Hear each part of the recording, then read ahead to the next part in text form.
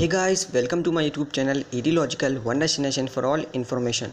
तो फ्रेंड, जैसा कि आप सबको पता है कि कल जो है हमारे सीबीएसई बोर्ड एग्ज़ाम और आईसीएसई बोर्ड एग्ज़ाम कैंसिल हो चुके हैं।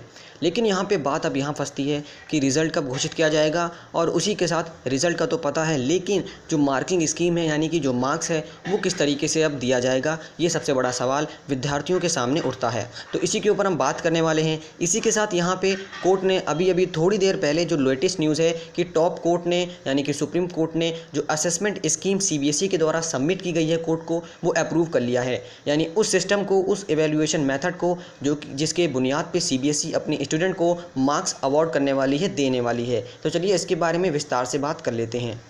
तो दोस्तों, जैसा कि आपको पता ही है कि क्लास 12 के एग्ज़ाम ऑप्शन रख दिए गए हैं, यानी कि अगर आप देना चाहते हैं तो दे सकते हैं। अगर आप अपने मार्क्स से दिए हुए सेटिस्फाइड नहीं हैं तो आप वहाँ पे जो अपना एग्ज़ाम है वो वापस दे सकते हैं, अटैम्प्ट कर सकते हैं।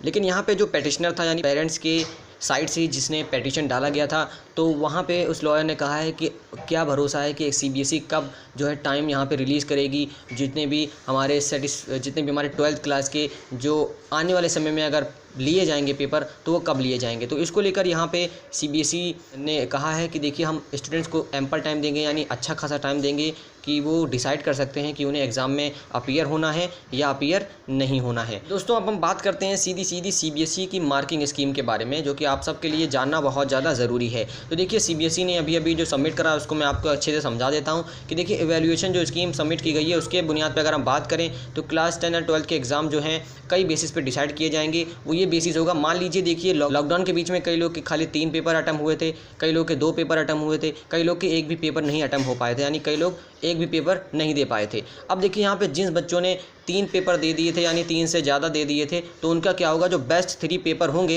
यानी जो बेस्ट 3 पेपर जो उन्होंने दिए हैं, परफॉर्मेंस होगी, उसके एवरेज निकाल के जो उनके बाकी बचे हुए पेपर हैं उसमें उसकी बुनियाद पे मार्क्स अवार्ड कर दिया जाएगा। इसी तरीके से अगर आपने मान लीजिए 3 से भी कम दिए हैं, यानी कि ठीक है 3 से भी कम दिया, यानी मान लीजिए 2 या 3 दिया है, तो आपका क्या होगा, 2 बेस्ट परफॉर्मिंग जो है आपका सब्जेक्ट्स है वो निकाल के फिर उसके बाद जो बाकी बचे हुए पेपर हैं उसमें दे दिया जाएगा। इसी के साथ अगर आपने एक भी पेपर नहीं दिया गया है, तब ये कहा गया है कि इंटरनल असेसमेंट की बेसिस पे आपको मार्क्स अवार्ड कर दिया जाएगा। तो देखिए, एक या जो 1 से कम वाले हैं वो ज़्यादातर आपको पता है कि जो नॉर्थ ईस्ट दिल्ली के वहाँ से बिलोंग करते हैं। इसी के साथ अगर हम बात करें यहाँ पे आईसीएसई की, तो उसने भी कहा है कि हम भी इसी तरीके से एवरेजिंग फार्मूला लाए हैं अपने रिमेनिंग सब्जेक्ट्स के लिए जो हमारे बच गए थे, और आने वाले समय में एक फॉर्मल तरीके से हम अपनी वेबसाइट पे 1 हफ्ते के अंदर ये सर्कुलर भी जारी कर देंगे। काउंसिल ने ये भी ऐड किया है कि ये भी जो है ऑप्शन का जो लफड़ा है ये भी दे सकती है लेटर स्टेज में, अगर यहाँ पर मुमकिन हुआ पेपर कराने का।